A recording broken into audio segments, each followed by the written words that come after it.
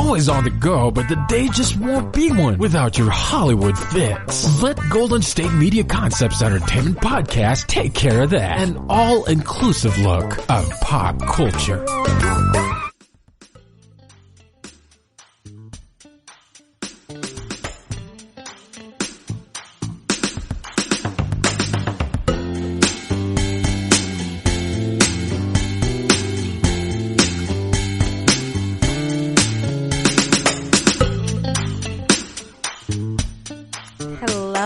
Welcome to GSMC Entertainment Podcast, brought to you by the GSMC Podcast Network.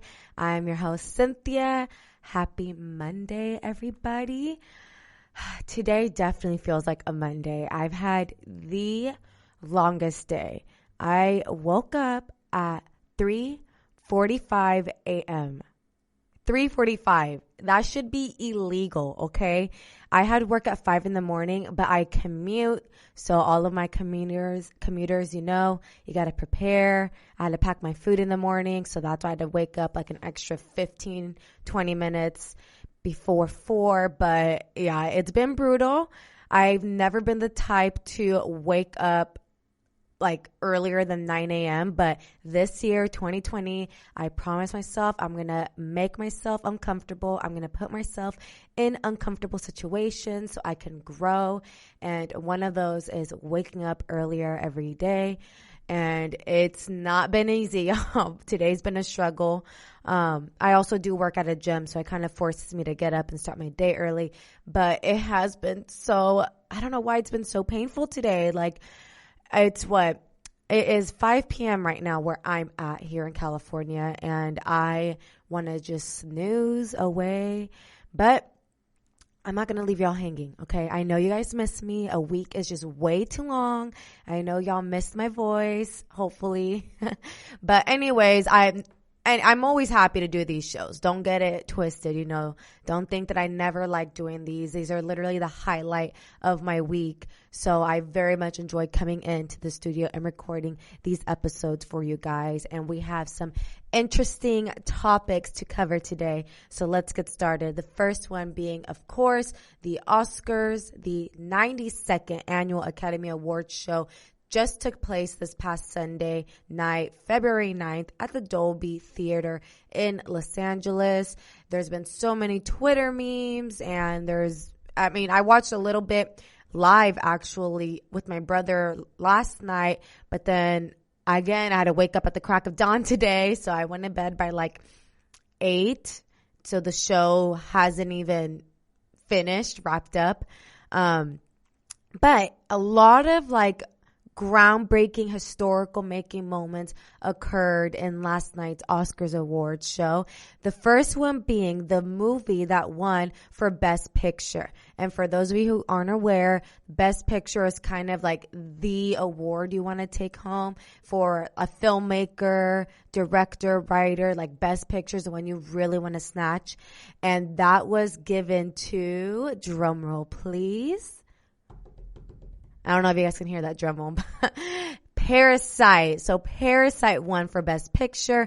And in this category, it also included the other films such as Ford versus Ferrari, The Irishman, Jojo Rabbit, Joker, Little Women, Marriage Story, 1917, and Once Upon a Time in Hollywood. These are pretty much like the same category of films that have been nominated for the Golden Globes and the SAG Awards and the Oscars. It's like the same groups of people are just attending all of these award shows. But what was really touching, particularly for Parasite to win, is that Parasite, they were the biggest winners of the night. They won 4 Oscars total for the night, and that makes Oscar history, actually, winning 4 awards.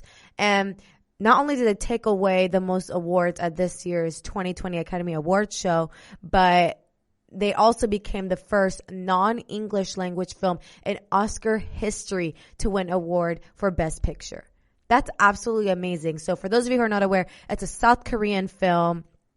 Everybody in the movie, the cast, the director, Bong Joon-ho, they're all from South Korea. So this was such a huge win from them, and especially because I mentioned this in like another episode, might have been the SAG or the Golden Globes, but the Asian community and Asian American communities are very underrepresented in Hollywood. So it makes me very happy that that's kind of changing. They're starting to get more recognized and awarded for their incredible works. I'm very happy with Parasite, you know, making history, taking home the most awards, and becoming the first non-English film to win for Best Picture in Oscar history.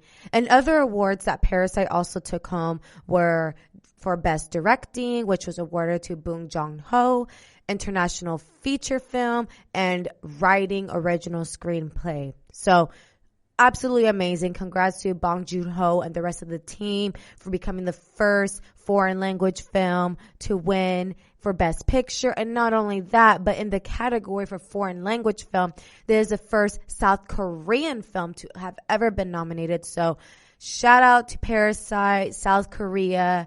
What a huge win. I can't even imagine how happy and incredibly just ecstatic the whole team and everybody who partook in that project must feel. It really is amazing to see, you know, Hollywood starting to diversify a little bit.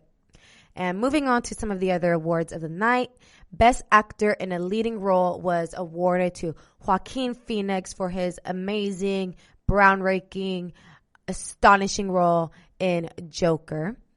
Best Actress in a Leading Role was awarded to Renee Zellweger for her role in Judy.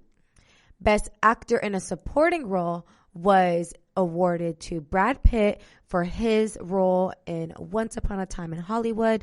And this is actually Brad Pitt's second Oscar win ever, which I was surprised to find that out because he's attended the Oscars every year for the last decade, 2 decades. And he's been nominated for Oscars before, but this is his second time winning one. So kudos to Brad Pitt. And then for Best Actress in a Supporting Role was awarded to Laura Dern for her role in Marriage Story.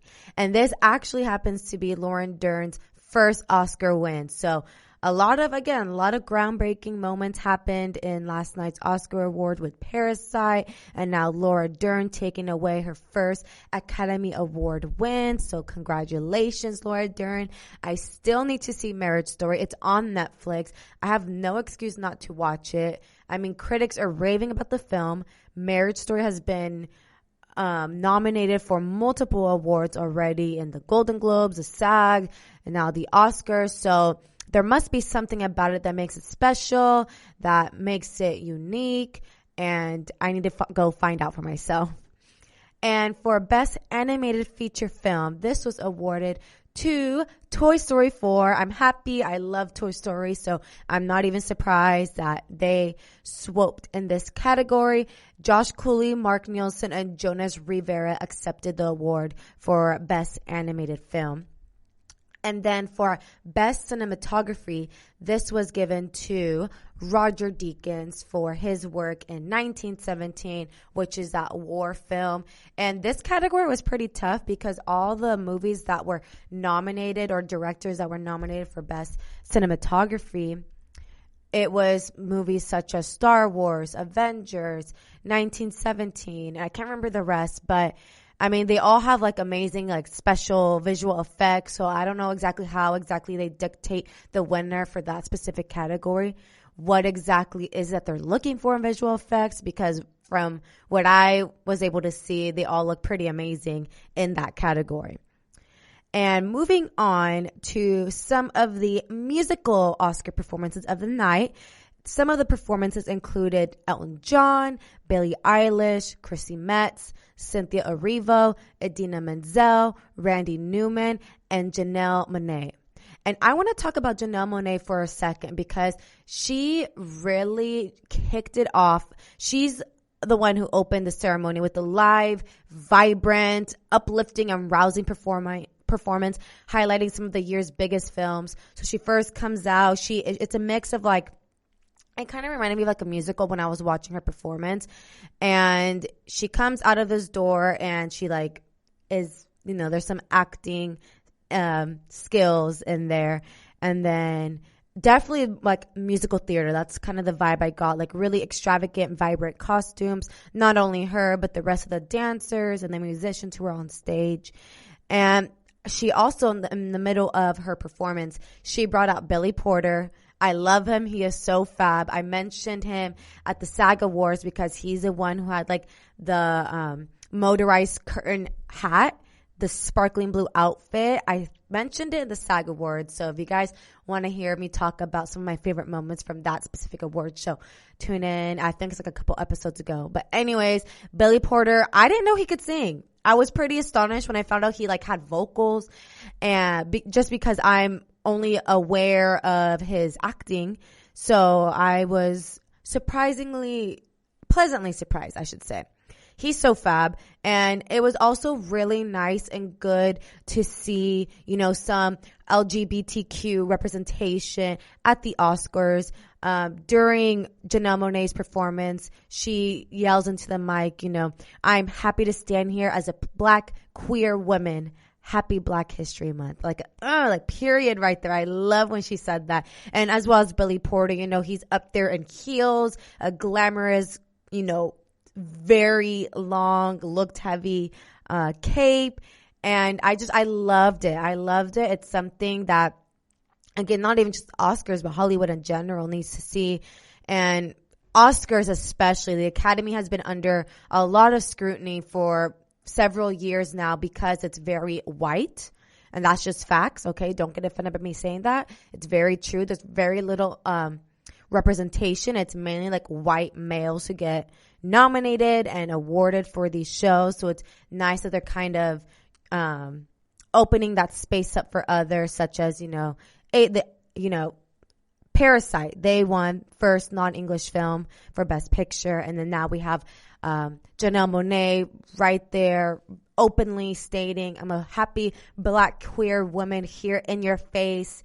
And I love it. I absolutely loved it. And not only that, she also stated, tonight we celebrate all the amazing female directors who created these films, because if you guys haven't heard, no female directors were nominated for the Oscars, which is crazy because there's so many female directors who have incredible work, who have created all these amazing films for us, for entertainment, who haven't been recognized.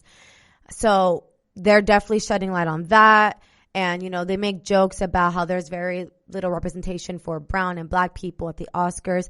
But hopefully, these artists and musicians can stop making jokes about them, and the Academy actually takes into consideration what they're saying and actually brings some more representation within the awards show. And ladies and gentlemen, I'm going to cut into our first break for today. When I come back, we'll talk more on the Oscars.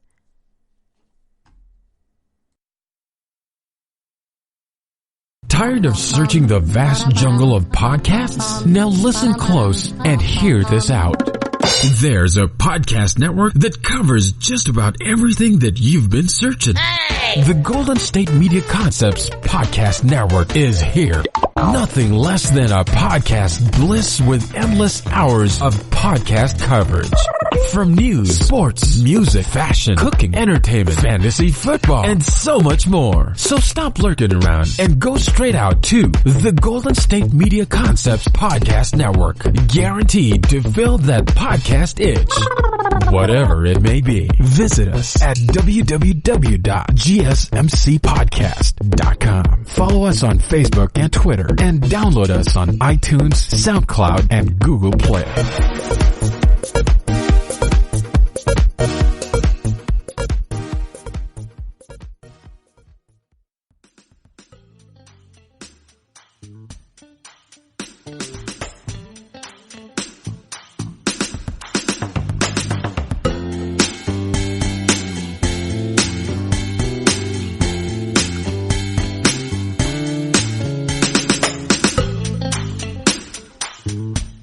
Hello and welcome back to GSMC Entertainment Podcast. Let's get straight into Janelle Monáe's performance because I'm not done talking about that. So I just shared with you guys the things that I did like of her performance. She was very vibrant. She was in your face and like very uplifting. There was vocal range, there were dancing skills, it was high energy, charisma, crowd engagement, you name it, she had it. She's an amazing performer. I'm a fan of Janelle Monáe after that performance. But I want to share with you guys what I didn't like about her performance. And it wasn't necessarily what Janelle Monáe was doing, but I'm here criticizing the crowd, okay? Because the crowd was so dead, very little crowd participation. She was obviously trying to get everybody in the mood. She was very high energy. She was trying to get the crowd to participate. She would, for one lyric, she would say something and then she would turn the microphone onto like Brad Pitt, Leonardo DiCaprio and others and like have them like sing along and like some were into it, some weren't, but a lot of people, not just me, but when I was reading, some of the YouTube comments, which are like my favorite thing, honestly, to read. They're so funny. A lot of people were saying how like the crowd was just so dead. She's there screaming into her microphone, "Come alive." And none of them were alive. Like they all looked bored. I was just like, ew, I do not want to be there. So that's the only thing I didn't like about her performance. Not her, but just the crowd engagement was so off. The crowd was dead. I wasn't feeling it. I think the crowd didn't deserve Janelle Monáe, okay? And let's move on to Billie Eilish's performance. So she sang, let me backtrack a little bit. So the Oscars paid tribute to some of the renowned actors, filmmakers, and craftsmen who passed away over the past year with the Oscars 2020 In Memoriam, which they do every year. And this year, the In Memoriam featured a performance by Billie Eilish, and she performed the cover from the Beatles titled Yesterday. And she was accompanied by her brother, Phineas O'Connell. She did beautifully. She sings so amazing, so soft, so like, I don't know, whimsical. Like, I don't even know I can that's a good adjective, but I just love hearing her sing. And the fact that she's like 18 and has those vocals is pretty astonishing. But there was some scrutiny during the In Memoriam, not necessarily for Billie Eilish's performance because she did amazing, but for the crowd. Again, I was not a fan of the crowd at the Oscars. Like, if I ever got invited to an award show, I feel like the Oscars is the one place I would not want to be at. It's just like too bland for me. I'm sorry.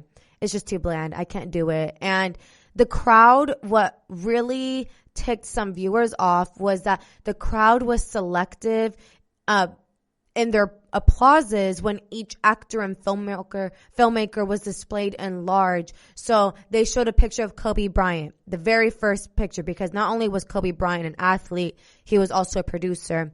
So they showed the first person in the In Memoriam was Kobe Bryant. Very few claps. Then they showed others, and like certain actors got lots of claps and like other actors didn't. And it's like, why are we picking and choosing who we are deciding to applaud for? All of these people had some impact in the film industry, in the cinema industry. And I just think it's quite rude that, the crowd is being selective in who they should applaud to, they should cheer on. I feel like they should have all just waited till the very end to applaud for everyone. I mean, can you imagine dedicating your whole entire life to your craft, to your art, to your art form, something that you love for no one to clap during your In Memoriam? I mean, think about it. Like, to be selective with that is just so not right. It doesn't sit well with me. And again, this is like what a lot of people under the YouTube comments were also saying, that it just wasn't very respectable, during the tribute. We're paying tribute to all of these people because they all had some impact in the entertainment industry and the world of cinema and film. And we should just kind of value that and appreciate that and pay our respects to each person, evenly, not be so cliquey with our claps. So that's kind of what I'm trying to say. But moving on from, aside from Billie Eilish's amazing vocals and some of the scrutiny of these performances, I want to move on to the comical moment of the night, or what I found I cannot talk. Kind of comical was when James Corden and Rebel Wilson presented the Best Visual Effects Award in cat costumes. And if you guys go and Google their cat costumes right now, literally James Corden looks like an off-brand Cat in the Hat, and Rebel Wilson looks like a Great Value Garfield. If you know where I mean about Great Value Garfield, then you're my homie. You get my sense of humor, but I'm gonna break it down for those who like probably don't get my joke right now. Great Value is a brand from Target. So like the off-brand, you know, when you have like, you got the Windex cleaner, like the actual brand Windex cleaner, and then you got the Great Value Windex cleaner. That's what Rebel Wilson was. She was a Rebel Wilson Garfield next to like the real Garfield. Anyways, I hope that made sense. But they presented in these cat costumes, and many viewers jokingly pointed out how their costumes looked better live than in visual effects from the film. I haven't seen, because the movie Cats came out recently, a couple months ago. I haven't seen the film, but I haven't heard raving reviews about it. None of my friends have talked about it. It's not on social media. People haven't been telling me, you know, my circle of friends haven't been like, you guys have to go see Cats. Like, not at all. Not at all. So I don't think I ever will go see Cats. So I won't ever understand how terrible the visual effects of the film were. Apparently, a lot of people are saying like the visual effects were absolutely terrible. So that was kind of like the funny moment of the night. And they were like acting like actual cats. You know, they were there, and just their mannerisms were funny. I mean, they're also like comedic actors, and it was just funny.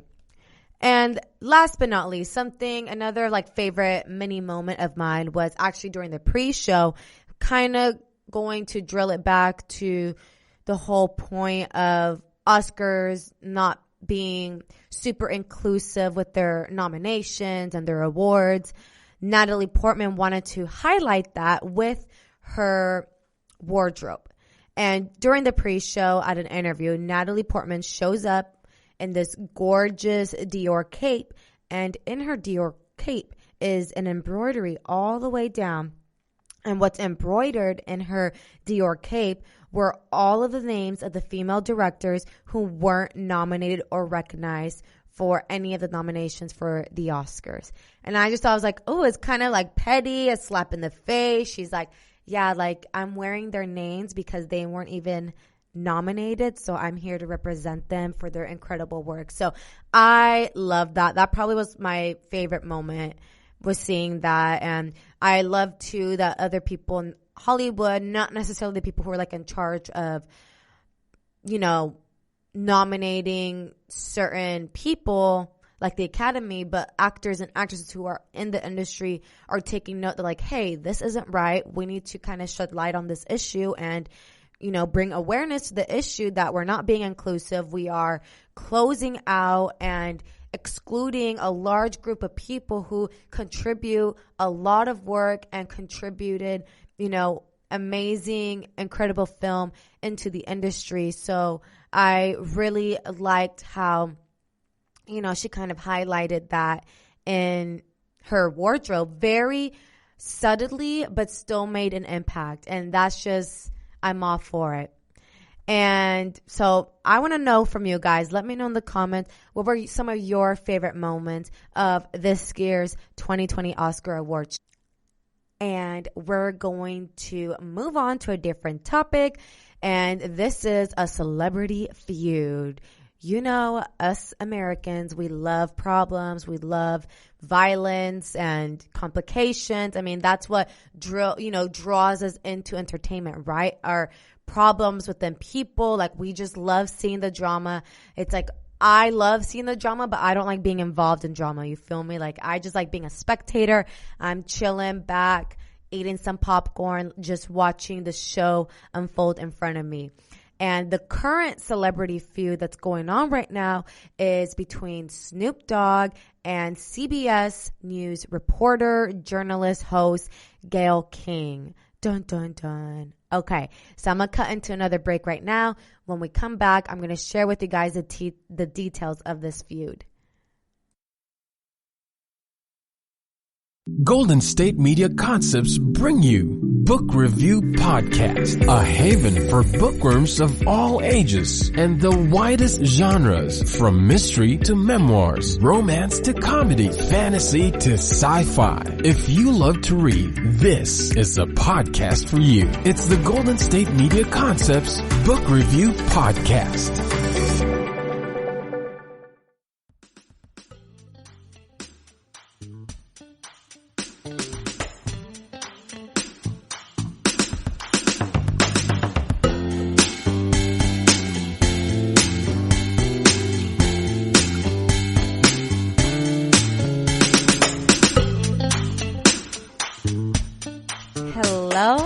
Welcome back to GSMC Entertainment Podcast.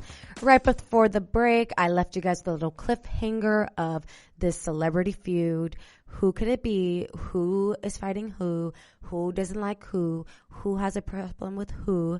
And I'm here to tell you, and I totally sound like an owl right now with all those who's. Anyways, wait, I did tell you guys before. I'm so ridiculous right now. I did tell you guys who the feud is. Snoop Dogg versus Gayle King. See, you guys, this is like what happens with the lack of sleep. I've been awake for way too long, okay? I do not recommend waking up at the crack of dawn. Get your rest, people, because clearly I'm not clicked in right now. So Snoop Dogg and Gayle King. Why is there a feud? Why is there so much commotion around these two people? Let me tell you. So this feud sparked between Snoop Dogg and Gayle King after a controversial interview aired between Gayle King and WNBA ex-player Lisa Leslie.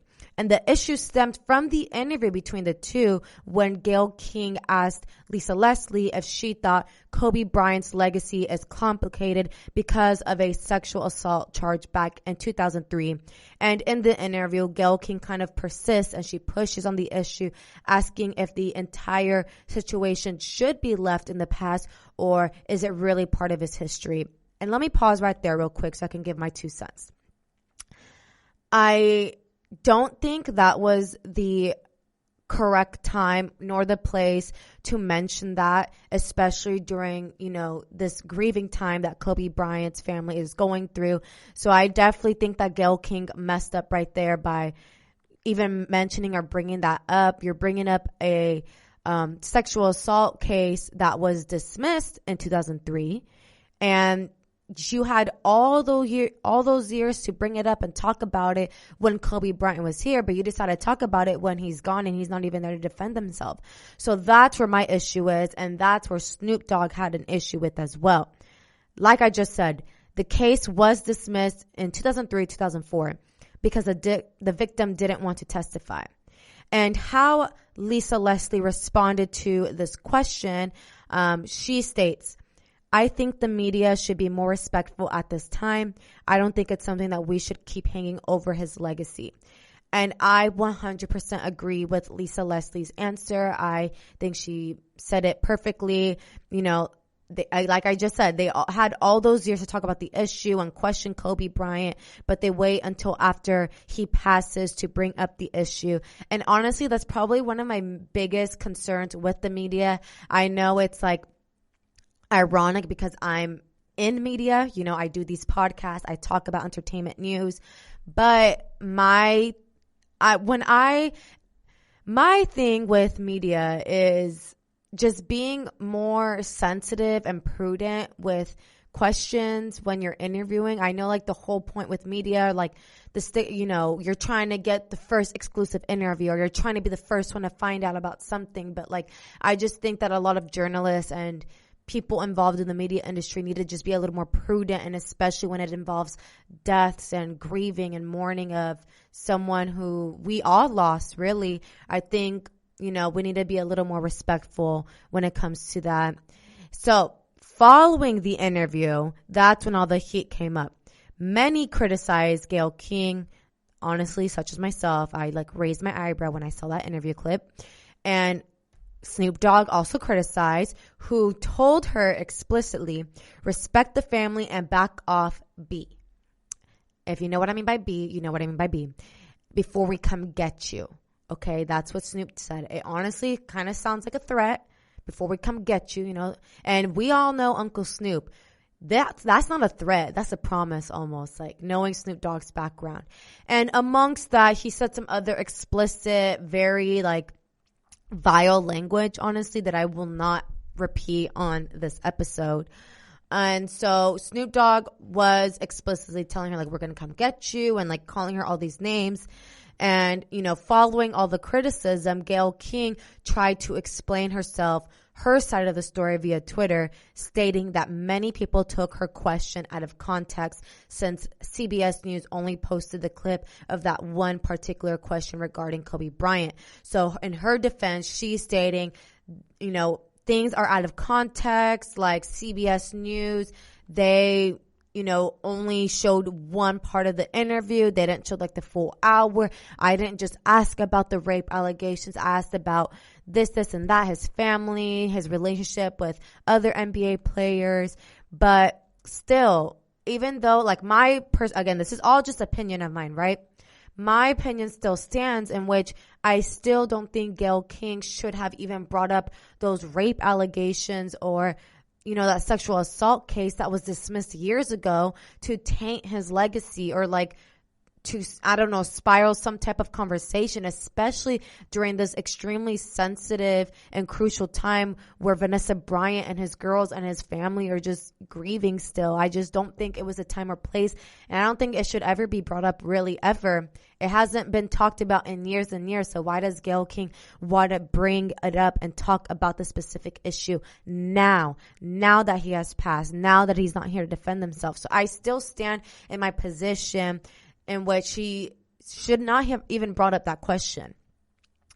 And, you know, following all the criticism and this back and forth between Snoop Dogg and Gayle King, this hashtag starts trending this morning, and the hashtag is I Stand With Gayle.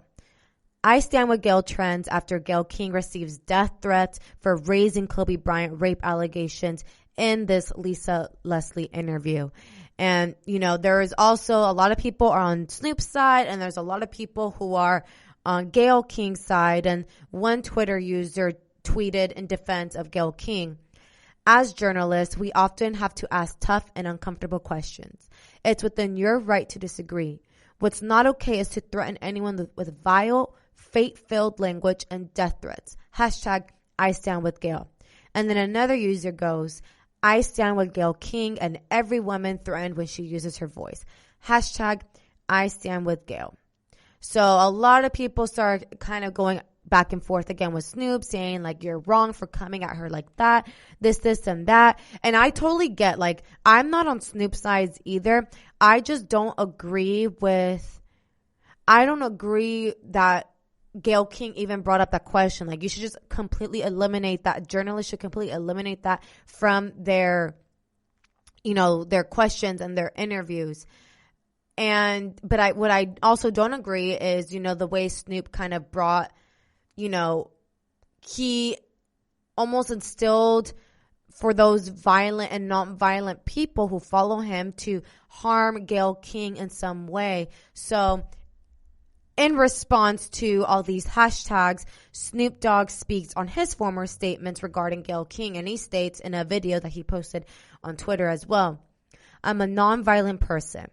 He said, I said what I said because I was speaking for the people who felt like she said was disrespectful towards Kobe's legacy and his family. And then other things among that. And he continues to say, what I look like wanting harm coming to a 70-year-old woman. I was raised way better than that. I don't want no harm coming to her. I didn't threaten her. All I said was, chuck it out. You out of pocket for what you're doing, and we're watching you. He might have not meant it. Like, all in all, what I think about the situation definitely could have been handled in a much more effective way between both parties, both Gayle King and Snoop Dogg.